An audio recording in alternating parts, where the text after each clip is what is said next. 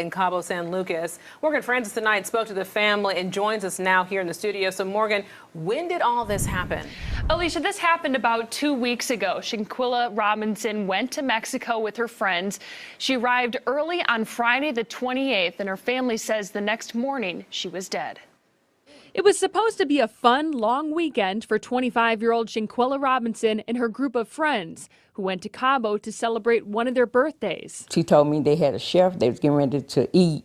They was eating tacos, something, salad or something they was eating. And I said, well, okay, I love you. Have a good night, and I will talk to you tomorrow. And I never talked to my child again, and she never made it back home.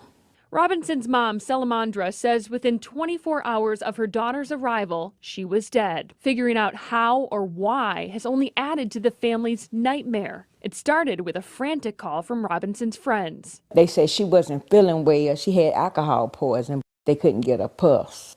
Each one of the people that was there with her was telling different stories. It's when the family made calls to the FBI and Mexican authorities that they learned of another potential cause of death. And the autopsy came back. They said it didn't have anything to do with alcohol. Said that she had been, she had a broken neck and her spine in the back was cracked.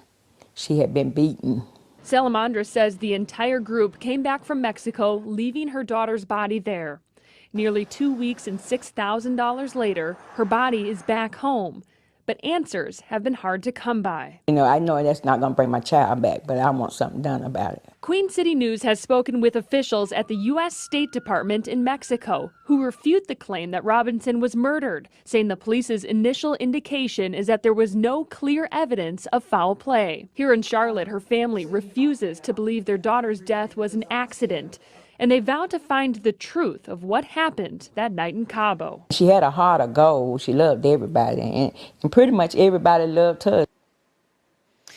An official with the State Department told us they're helping the family obtain reports from authorities and recommend the family hires a private investigator and an attorney.